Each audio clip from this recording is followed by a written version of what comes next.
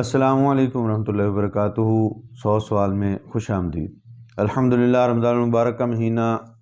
خیر و عافیت سے گزر رہا ہے۔ اللہ رب العزت کی طرف سے یہ مہمان مہینہ جو ہمارے پاس آیا بڑی تیزی سے گزر گیا،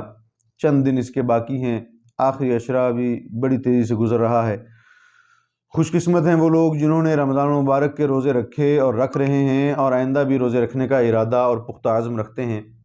اللہ رب العزت ان کو اپنی طرف سے تمام رحمتوں اور برکات سے نواز دے، اور انتہائی بدبخت ہیں وہ لوگ جو اس رمضان المبارک کو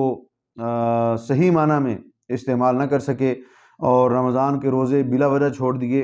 اور محروم رہے ان برکات سے، ان فضائل سے اور اللہ رب العزت کی طرف سے نازل ہونے والی اس رحمت کی بارش سے جو رات دن برستی رہی اس ماہ مقدس میں، تو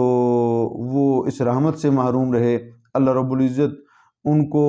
اس کمی کوتاہی پر معاف فرمائے اور ان کو سمجھ دے اور عقل دے اور توفیق دے اس بات کی کہ باقی جتنے ایام رمضان مبارک کے رہ گئے ہیں ان کی قدر کر لیں، ان سے نفع حاصل کر لیں اور زیادہ سے زیادہ رمضان مبارک کا احترام کر لیں، تاکہ ان باقی دنوں میں وہ ان لوگوں کی فہرست میں شامل ہو سکیں جو لوگ اللہ رب العزت کے دربار میں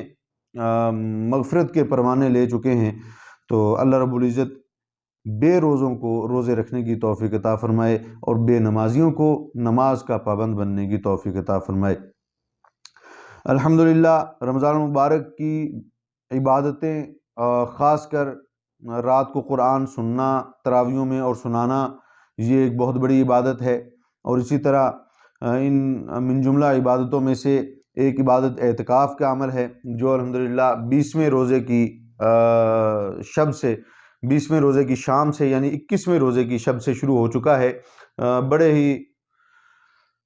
خوش قسمت وہ لوگ ہیں جو لوگ مساجد میں دنیا سے کٹ کے اپنے رب کو راضی کرنے کے لیے اعتکاف کی نیت سے بیٹھ گئے۔ بہت سے فضائل ہیں جو گزشتہ درسوں میں بیان ہو چکے ہیں کہ رمضان المبارک کے آخری عشرے کا اعتکاف کرنا آدمی کے سابقہ گناہوں کو معاف کروا دیتا ہے۔ اللہ رب العزت اس بندے کے سابقہ تمام گناہوں کو بخش دیتے ہیں، معاف فرما دیتے ہیں، بشرطے کہ ان گناہوں کا تعلق حقوق العباد کے ساتھ نہ ہو، بندوں کے حقوق کے ساتھ نہ ہو۔ ایک بندہ سارا سال لوگوں کا حق دباتا رہا، لوگوں کا حق کھاتا رہا، لوگوں پر ظلم کرتا رہا، تشدد کرتا رہا، لوگ اس کی وجہ سے اذیت میں مبتلا رہے، اور رمضان مبارک کے آخری عشرے میں وہ اعتکاف میں بیٹھ گیا۔ ایسا نہیں ہے کہ اس کا یہ اعتکاف اس کے حقوق العباد کو بھی دھو دے گا، اس کے حقوق العباد کے اندر جو کوتاہیاں اور کمیاں ہیں وہ ساری کی ساری کمیاں اور کوتاہیاں معاف کروا دے گا، ایسا ہرگز نہیں ہے۔ اس خام خیالی میں نہیں رہنا چاہیے۔ حقوق العباد بہرحال بندے سے معاف کروانے سے معاف ہوں گے، بندے صاحب حق کے معاف کرنے سے معاف ہوں گے، یا ان کو ادا کر دیا جائے تب ذمہ سے ساقط ہوں گے، وگرنہ آدمی حقوق اللہ میں تو بچ سکتا ہے لیکن حقوق العباد میں پکڑ وہ آدمی کو کہیں کا نہیں چھوڑتی۔ تو بڑی عبادتوں میں ایک اعتکاف بھی ہے، لہذا اعتکاف جو لوگ بیٹھے ہیں وہ لوگ ہمیں بھی دعاؤں میں یاد رکھیں، اور خصوصیت کے ساتھ اپنے اہل و عیال کو، اپنے اہل محلہ کو، اور خاص طور پر جیسا کہ میں نے گزشتہ ویڈیو میں بھی عرض کیا کہ اہل فلسطین کے مظلوم مسلمان، ان کو اپنی دعاؤں میں خاص طور پر یاد رکھیں۔ اعتکاف کے اندر جب بندہ بیٹھتا ہے، اعتکاف کے لیے مسجد میں جاتا ہے، تو وہ اللہ رب العزت کے انتہائی قریب ہو جاتا ہے۔ اللہ رب العزت اس کو اپنا خاص قرب نصیب فرماتے ہیں، کیونکہ وہ دنیاوی مشاغل سے کٹ جاتا ہے، دنیاوی مصروفیات سے دور ہو جاتا ہے۔ اس کی مصروفیت صرف اور صرف ایک ہوا کرتی ہے، وہ مصروفیت یہ ہے کہ اپنے رب کو راضی کرنا ہے، اپنے رب کی عبادت کرنی ہے۔ صبح و شام اٹھتے بیٹھتے کھاتے پیتے چلتے پھرتے مسجد کے احاطے کے اندر ہر وقت وہ عابد شمار ہوگا، عبادت گزار شمار ہوگا۔ اس لیے جو حضرات اعتکاف میں بیٹھنے کی سعادت سے مستفید ہو رہے ہیں وہ لوگ ان لوگوں کو اپنی دعاؤں میں خصوصاً یاد رکھیں جو اس وقت امت کی ایک انتہائی خستہ حالی کا شکار ہیں، اور امت کی انتہائی ایک بے حسی کا شکار ہیں کہ کافر ان پر ٹوٹ پڑے ہیں اور باقی امت سوئی ہوئی ہے۔ اللہ رب العزت اس امت کو بیدار فرمائے اور اس کو اپنے کھوئے فریضے کو ادا کرنے کی توفیق عطا فرمائے۔ بہرحال یہ ایک درد تھا جو میں نے آپ حضرات کے سامنے اپنا رکھا۔ اصل چیز جو میں اس ویڈیو کے توسط سے آپ کے ساتھ شیئر کرنا چاہتا ہوں وہ ہے ایک اہم عبادت اور ایک اہم انعام اس مہینہ کے اندر جو اللہ رب العزت کی طرف سے اس امت کے لیے عطا ہوا ہے، جس کا تذکرہ اللہ رب العزت نے قرآن کریم میں بھی ارشاد فرمایا ہے، اور خاص طور پر ایک صورت مکمل اس کے بارے میں نازل فرما دی اللہ رب العزت نے۔ تو اس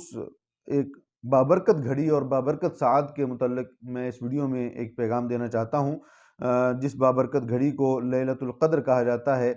شب قدر کہا جاتا ہے، یا لیلۃ القدر یعنی ایک انعام اور بابرکت اور انتہائی معزز رات کہا جاتا ہے۔ یہ اللہ رب العزت کی طرف سے اس امت کے لیے ایک بہت بڑا انعام اور بہت بڑا ایک تحفہ ہے۔ اب یہ لیلۃ القدر ہے کیا؟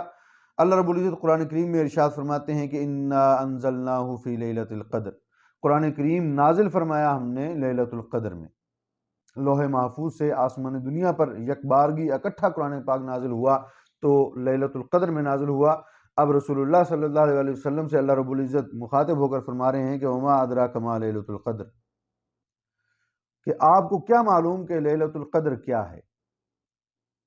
لیلۃ القدر خیر من الف شہر، یہ ایک ایسی رات ہے جو 1000 مہینوں سے بھی افضل ہے۔ خیر من الف شہر، بہتر ہے 1000 مہینوں سے بھی۔ 1000 مہینے اگر بندہ عبادت کرتا رہے مسلسل، اور یہ ایک رات بندے کو نصیب ہو جائے، تو یہ 1000 مہینوں کی بے ریا اور مسلسل عبادت سے افضل ہے۔ اتنی بڑی رات اور اتنی بڑی عظمت والی رات ہے یہ، تو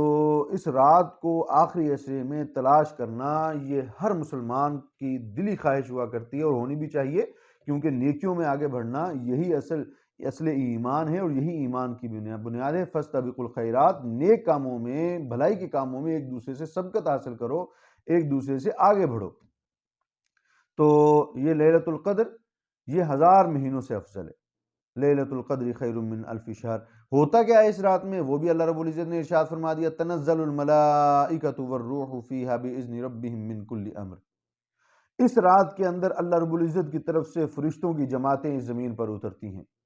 اور فرشتوں کی جماعتیں کس کی نگرانی میں اترتی ہیں؟ روح الامین حضرت جبرائیل علیہ السلام کی نگرانی میں اس زمین پر اترتی ہیں، اور ان کے ذمہ کام کیا ہوتا ہے زمین پر اترنے کے بعد؟ اس رات میں سلام ہی حتی مطلع الفجر، وہ سلامتی بھیجتے ہیں اہل ایمان پر یہاں تک کہ طلوع فجر ہو جائے، صبح صادق طلوع ہو جائے، تب تک وہ اس امت کے وہ خوش نصیب لوگ جو اس بابرکت رات میں عبادت میں مصروف رہے، خواہ وہ قیام کی حالت میں، خواہ وہ بستر پر لیٹے ہوئے، خواہ وہ سجدوں میں پڑے ہوئے، خواہ وہ تسبیحات کرتے ہوئے، خواہ وہ درود پاک پڑھتے ہوئے، کسی بھی قسم کی عبادت میں مشغول تھے، غفلت میں نہیں تھے، غافل نہیں تھے، غفلت کی نیند میں نہیں کھوئے ہوئے تھے، تو ایسے خوش نصیبوں کو صبح تک جبرائیل امین اور ان کے ساتھ اترنے والے بے شمار فرشتے وہ سلامتی کی دعائیں دیتے ہیں، ان کے حق میں دعائیں مغفرت کرتے ہیں، اللہ رب العزت سے ان کے لیے بلندی درجات کی دعا کرتے ہیں، اور ان کے لیے اللہ رب العزت کی طرف سے بہترین فیصلوں کی التجا اور دعا کرتے ہیں، یہاں تک کہ اللہ رب العزت ان کے لیے عام معافی کا اعلان فرما دیتے ہیں۔ تو یہ ایک عظیم رات ہے۔ اب اس کو کب تلاش کیا جائے؟ رسول اللہ صلی اللہ علیہ وسلم نے ارشاد فرمایا کہ لیلۃ القدر کو آخری عشرے کی طاق راتوں میں تلاش کرو۔ آپ صلی اللہ علیہ وسلم کو پہلے لیلۃ القدر کی تعیین فرما دی گئی تھی، آپ صلی اللہ علیہ وسلم کو بتلا دیا گیا تھا کہ لیلۃ القدر یہ کس تاریخ میں ہوا کرے گی، کس روزے میں ہوا کرے گی، کون سی شب کہلائے گی یہ قدر، تو اس کے بارے میں آپ صلی اللہ علیہ وسلم کو اطلاع دے دی گئی تھی۔ لیکن احادیث میں جو ایک مضمون آتا ہے کہ آپ صلی اللہ علیہ وسلم اپنے حجرہ مبارک میں تھے، باہر چند لوگوں کے درمیان میں کسی بات پر تنازع ہوا، تو آپ صلی اللہ علیہ وسلم باہر تشریف لائے اور آپ نے فرمایا کہ مجھے لیلۃ القدر کے بارے میں بتلا دیا گیا تھا، لیکن تمہارے جھگڑے کی وجہ سے، تمہارے اس تنازع کی وجہ سے وہ مجھے بھلا دی گئی، لہذا اب اتنا ہے کہ اسے آخری عشرے میں تلاش کرو، اور خصوصاً آخری عشرے کی طاق راتوں میں تلاش کرو۔ تو ہر مومن یہ خواہش رکھتا ہے کہ وہ لیلۃ القدر کو پالے، اس عظیم رات کو، اس بابرکت رات کو پالے۔ اس حصول کے لیے وہ خاص طور پر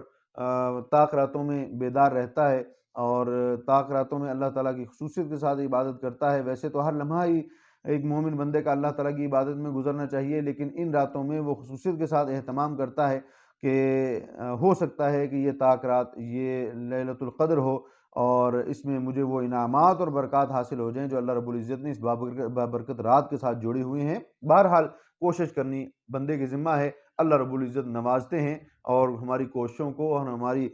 جستجو اور ہماری آرزو کو اللہ رب العزت رائے گاں نہیں جانے دیتے۔ لیکن یہاں میں ایک بات یہ عرض کرنا چاہتا ہوں کہ بعض لوگ مساجد میں یا تبلیغی مراکز میں، تبلیغی مراکز سے مراد میری اصلاحی مرکز جہاں پہ دینی مجالس ہوا کرتی ہیں، تو ان جگہوں پہ لوگ جمع ہوتے ہیں اور اجتماعی طور پر ان طاق راتوں میں عبادت کا اہتمام کرتے ہیں۔ یاد رکھیں، لیلۃ القدر کا قیام،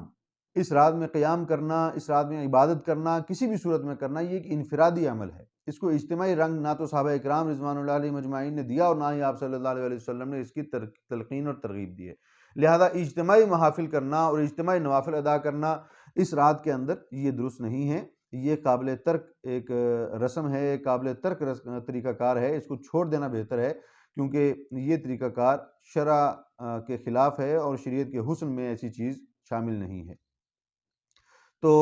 انفرادی طور پر عبادتیں کریں، انفرادی طور پر اپنے آپ کو جتنا عبادت میں مصروف اور مگن رکھ سکتے ہیں، قیام کی صورت میں قیام کریں، اور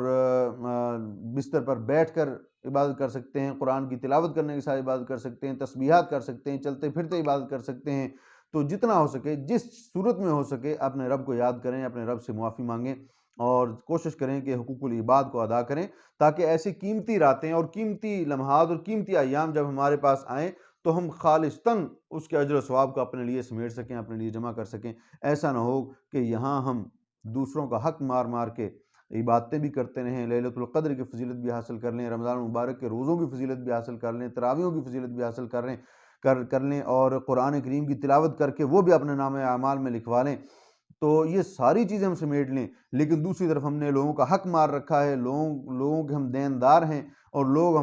ہم سے حق کا مطالبہ کرنے والے ہیں، تو قیامت کے دن کہیں ایسا نہ ہو کہ جہاں ہم اپنی نیکیوں کے ان انبار کو، ان پہاڑوں کو لے کر اللہ رب العزت کی بارگاہ میں حاضر ہوں، تو وہاں پہ جب حساب کتاب شروع ہو تو یہ حق وصول کرنے والے وہاں پر موجود ہوں اور وہاں ہمارا گریبان ہو اور ان کا ہاتھ ہو، اور جتنی نیکیاں ہم نے، جتنی مشقتیں کر کے ہم نے کمائی ہیں، وہ ساری کی ساری نیکیاں ان میں بانٹ دی جائیں جو ہم سے حق وصول کرنے والے ہیں، تو ہم سے زیادہ مفلس اور ہم سے زیادہ اس وقت مظلوم کوئی نہ ہوگا۔ تو اس لیے اپنی نیکیوں کو خالص رکھیں۔ اس کا طریقہ کار یہی ہے کہ حقوق اللہ بھی ادا کرتے رہیں، حقوق العباد بھی ادا کرتے رہیں، تاکہ جو نیکی آپ کریں وہ خالصتاً آپ کی ہی رہے، ایسا نہ ہو کہ اس کے حقدار دوسرے بن جائیں۔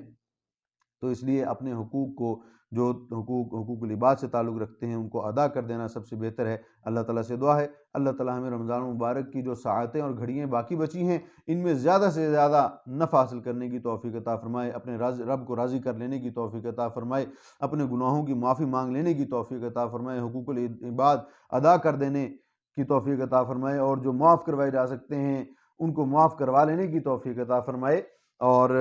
ہمیں لیلۃ القدر کی یہ عظیم رات، اس کی برکات نصیب فرمائے، تاکہ کل قیامت کے دن ہمارا شمار بھی انہی لوگوں میں ہو، انہی خوش نصیبوں میں ہو جن خوش نصیبوں کو اللہ رب العزت نے رمضان المبارک کے ساتھ ساتھ لیلۃ القدر کی عظیم نعمت سے بھی نوازا تھا۔ اللہ تعالیٰ ہمارا حامی و ناصر ہو اور ہمارے نیک اعمال کو قبول کرنے والا ہو اور ہماری خطاؤں اور لغزشوں اور جرموں کو معاف فرما دے۔ اللہ تعالیٰ ہمیں اعمال صالح کرنے کی توفیق دے۔ والسلام۔